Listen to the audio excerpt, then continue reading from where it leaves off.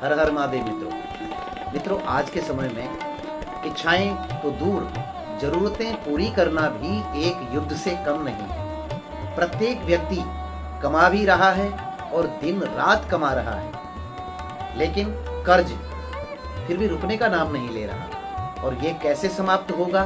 सारी मानसिक ऊर्जा, सारी दिमाग की सारी ऊर्जा इसी पर खर्च हो जाती है। काम का बोझ शरीर पर पड़ता है और कर्ज का बोझ शरीर और मन और बुद्धि सारी इंद्रियों पर पड़ जाता है। अधिकांश मामलों में परिणाम क्या रहता है? बदले में मिलता क्या है? ना तो कर्ज उतर पाता है, ना ही काम को रोक सकता है, और बदले में परिणाम क्या रहता है उसका?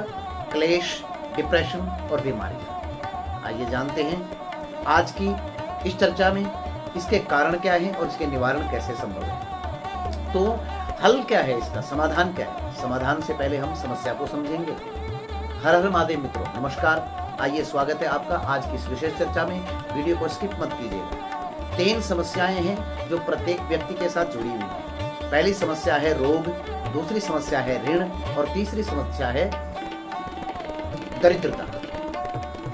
कुंडली के अंदर, ज्योतिष शास्त्र के अंदर यद्यपि कई प्रकार से इन विषयों पर प्रकाश डाला जाता है, लेकिन ऋण, रोग और दरिद्रता के लिए कुंडली का 6ठा भाव, 8वां भाव और 12वां भाव उत्तरदायी माने जाते हैं। अब ठीक रोग, ऋण और दरिद्रता के विपरीत में कौन से हैं? अगर ये रोग, ऋण और दरिद्रता नहीं रहेंगी तो क्या रहेगा? आरोग्य, धन और समृद्धि। इसके लिए क्या है? देखिए, लग्न और लग्नेश मजबूत हैं, दृढ़ हैं, तो आरोग्यता रहेगी।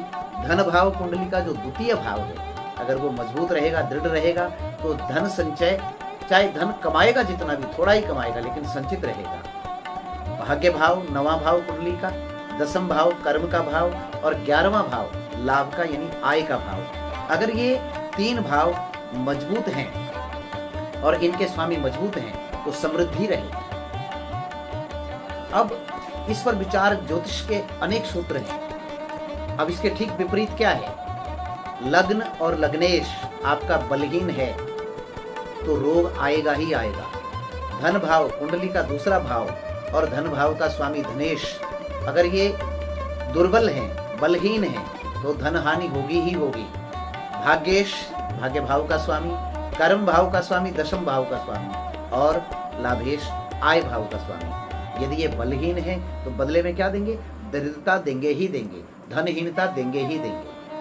यदि आपके साथ भी यही स्थिति है तो आज इस वीडियो को अवश्य ही सुनकर जाइएगा। कारण क्या है और इसके समाधान क्या है? समस्या हम सबको पता रहती है जीवन में कि ये सामने समस्या, क्योंकि समस्या दिखती है लेकिन प्रायः उसका कारण नहीं दिख पाता, और जब तक कारण नहीं दिखता तब तक उसका निवारण संभव ही नहीं है। ज्योतिष में ग्रंथ का जो रेफरेंस है जिस पर मैं आज ये चर्चा कर रहा हूँ, उसका रेफरेंस मैं डिस्क्रिप्शन में दे दूंगा। कोई भी बात मनगढ़ंत नहीं है या कपोल कल्पित नहीं है। ज्योतिष में वर्णन है दरिद्र योग अथवा ऋणी योग का। तो ये कुंडली में कैसे बनता है? पंचमेश नवमेश से संबंध करने वाले पंचम भाव जो है हमारे पुण्य कर्मों का भाव है और 9वां भाव हमारे भाग्य का है। पंचम भाव 9वां भाव से संबंध करने वाले केंद्र के स्वामी ग्रह 1, 4, 7, 10 के स्वामी ग्रह यदि षष्ठेश 6ठे भाव के स्वामी के साथ, अष्टमेश 8वें घर के स्वामी के साथ, द्वादशेश 12वें घर के स्वामी के साथ हों तो ये धन का नाश कर ही देते हैं, संचित धन का भी नाश कर देते हैं। दूसरा सूत्र मित्रों, चंद्र सूर्य लग्न में हो या लग्नेश 8वें में होकर के दूसरे और 7वें भाव के स्वामी ग्रहों से युक्त हो जाए या दृष्ट हो जाए तो दरिद्र योग कुंडली में बनता ही बनता है। लग्न का स्वामी अस्त हो, मार्केश के साथ हो, भाग्येश या शुभ ग्रहों की दृष्टि न हो, नीचस्थ हो जाए, नीच राशिगत हो जाए, शत्रु राशिगत हो जाए या 6, 8, 12 में उसकी कुंडली में स्थिति बन जाए तो राजा के कुल में पैदा होने पर भी व्यक्ति महान कर्जदार और महान ऋणी हो जाता है।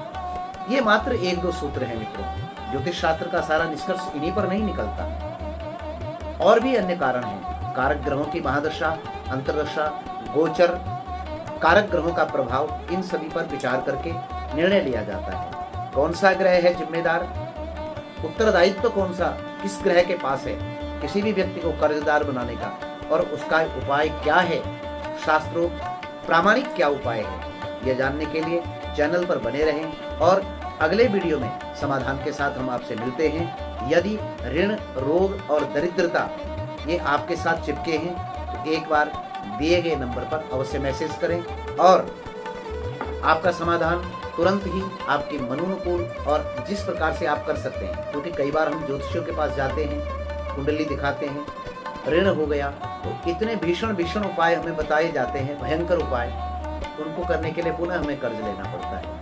तो बहुत ही अच्छा समाधान आपको प्राप्त होगा। चैनल पर अवश्य बने रहें, अपने सुझाव दें, चैनल को सब्सक्राइब करें। मिलते हैं अगले वीडियो में, तब तक के लिए अपना ख्याल रखिएगा। धन्यवाद। राधे राधे।